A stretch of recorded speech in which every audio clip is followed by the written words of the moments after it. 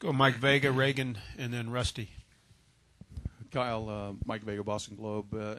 In terms, you fought your own battles out here in terms of trying to gain respect and trying to let people know that you are an aggressive, hard driver. But with what Joey did, do you think that kind of sent a message to people that, hey, he's not going to back down when he feels like people are pushing him around and then sticking up for him? Do you think that's a good thing for him to finally show? I don't think what he did shows anything. I think what will show is if he retaliates. That's what's going to show. Driving up to somebody on pit road and running your mouth to him isn't a whole lot. That's not that difficult to do. Everybody's got an opinion. Everybody can let one out. So, it's it is what it is in that respect. But I think Joey's a smarter race car driver than that, and he's not going to stoop to that level. But time will tell.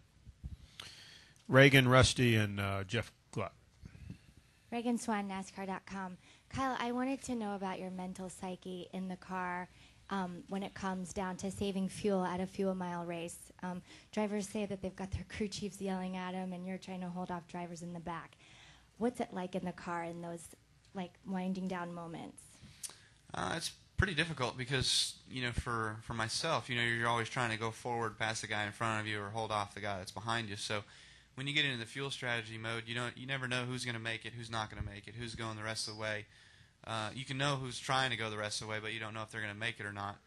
Like last week, we saw those guys come down pit road, the 77, the 14, a couple other guys, and try to go the rest of the way sooner than we thought we could go the rest of the way. So we were expecting them to run out, and 14 never did. I don't know about the 77. I think he finally did, but for myself, it's real hard. You got the crew chief telling you where to lift and back up your corners so much and try to let the thing roll and coast and do what you can to save fuel. But for me, I haven't been very good at it. So, I always like it when you can come down to the end of the race and race for it.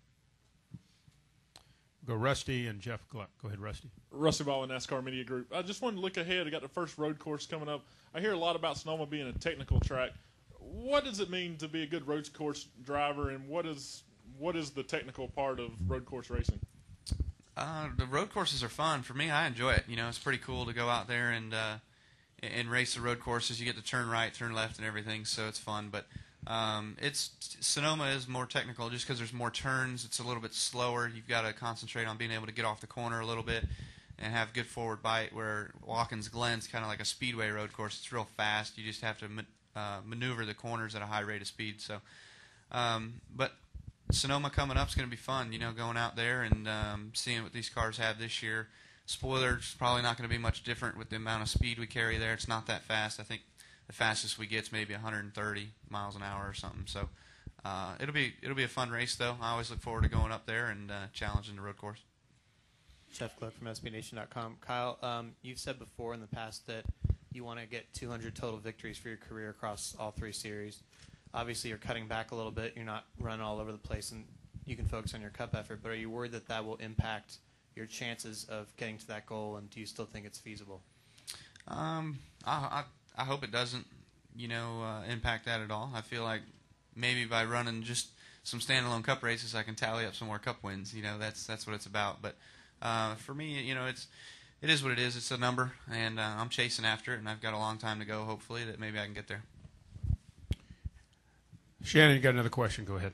Speaking of all three series, Kyle, last week, Nationwide Series, obviously the first race, you weren't in that car for a while. What was it like for you watching from your motorhome, and what did you think about what Brad Keselowski said in Victory Lane about waiting for you to get back so he can beat you? Well, for one, part one of the question, it was miserable. I was watching the truck race from the motorhome and seeing the 18 team struggle with Johnny Benson, and real upset about that. And then watching the Nationwide race, seeing Coleman do a relatively good job. He did a nice job in the car. It seemed like he was a little tentative on restarts and trying to get underneath people and past people, but he did a really good job. He was a smart racer. He didn't put himself in a bad spot in order to get spun out or wrecked or anything like that. And as far as after the race, Keselowski just running his mouth. We got time for one more. Who's got more wins? I mean, come on. Go ahead, Clara. Final question. Wow.